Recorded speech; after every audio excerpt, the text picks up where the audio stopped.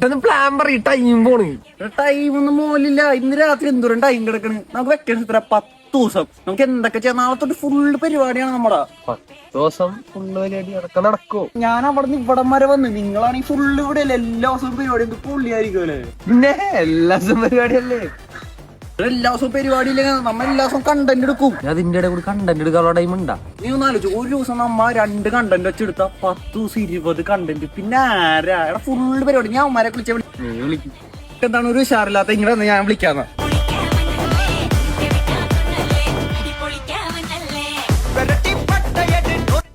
ഓടിച്ചല്ലേ. പക്ഷെ നമ്മ നല്ലത് ഫുള്ള് പരിപാടി. ഏത് മോനെ ഗോകുലില്ലേ അവിടെ? നിന്റെ ഫോൺ എവിടാ? ഫോണേ സൈലന്റ് ആണ്.